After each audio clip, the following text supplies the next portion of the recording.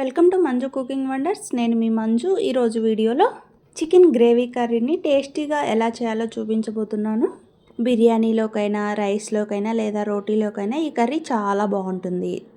Beginners అయినా, bachelors అయినా ఈ కర్రీని ఈజీగా ప్రిపేర్ చేసుకోవచ్చు. చాలా టేస్టీగా ఉంటుంది. తప్పకుండా ట్రై చేయవలసిన రెసిపీ. ఈ చికెన్ కర్రీలో మనం ఒక మసాలాను ప్రిపేర్ చేసి వేసుకోవడం వల్ల ఈ కర్రీ టేస్ట్ చాలా అద్భుతంగా ఉంటుంది. ఈ కర్రీని ఒకసారి టేస్ట్ చేస్తే మళ్ళీ మళ్ళీ కావాలంటారు, అంత బాగుంటుంది. ఈ వీడియోని చివరి వరకు చూసి మీరు ట్రై చేసి ఎలా వచ్చిందో కామెంట్ చేయడం మర్చిపోవద్దు.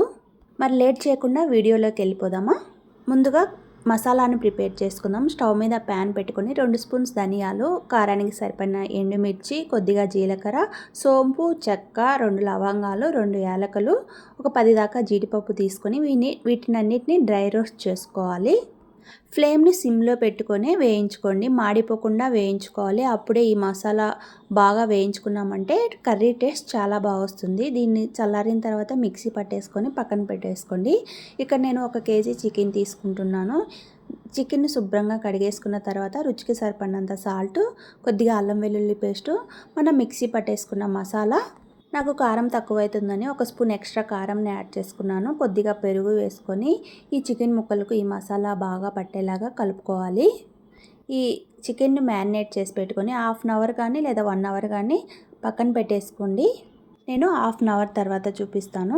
తర్వాత స్టవ్ మీద ప్యాన్ పెట్టేసుకొని కొద్దిగా ఆయిల్ వేసుకోండి. ఇప్పుడు మనం ఫ్రైడ్ ఆనియన్స్ని వేయించుకోవాలి. 2 మీడియం సైజ్ ఆనియన్స్ తీసుకొని ఇలా పొడవుగా కట్ చేసుకొని ఎర్రగా వేయించుకోండి.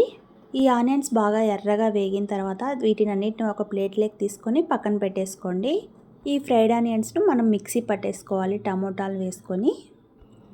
ఇలా చేసుకోవడం వల్ల మనకు గ్రేవీ చిక్కగా వస్తుంది, టేస్ట్ బాగుంటుంది. తర్వాత అదే ఆయిల్లో మనం ముందుగా మ్యారినేట్ చేసి పెట్టుకున్న చికెన్ కూడా వేసేసుకొని ఒకసారి బాగా కలిపేసుకొని మూత పెట్టేసుకోండి. ఈ చికెన్లోని వాటర్ అంతా వచ్చేసి చికెన్ మనకు 80% వరకు కుక్ అవుతుందండి. మధ్య మధ్యలో మూత తీసి కలుపుకుంటూ ఉండండి.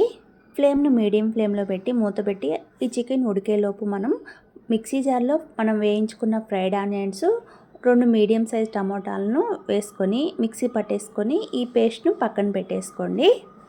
చూడండి, ఈ విధంగా మిక్సీ పట్టేసుకొని పక్కన పెట్టుకున్న తర్వాత ఆల్మోస్ట్ చికెన్ కూడా మనకు ఉడికిపోయిందండి. ఇప్పుడు చికెన్లో మనం మిక్సీ పట్టేసుకున్న ఫ్రైడ్ ఆనియన్ పేస్ట్ని వేసేసి ఒకసారి బాగా కలుపుకొని 5 మినిట్స్ పాటు మగ్గించండి. తర్వాత అదే మిక్సీ జార్లో కొన్ని వాటర్ పోసుకొని గ్రేవీలో వేసేసుకొని మరో 5 మినిట్స్ పాటు ఉడికించండి.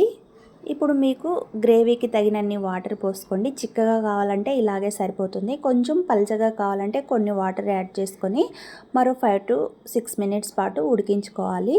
వాటర్ యాడ్ చేసుకున్నాం కదా, ఉప్పు కారం సరిపోకపోతే ఇప్పుడు యాడ్ చేసుకోండి. నాకు సాల్ట్ కొద్దిగా తక్కువైంది, అందుకని సాల్ట్ యాడ్ చేసుకున్నాను. గ్రేవీ అంతా చిక్కబడిన తర్వాత ఫైనల్గా కొద్దిగా కస్తూరి మేతిని వేసుకొని కలుపుకోండి.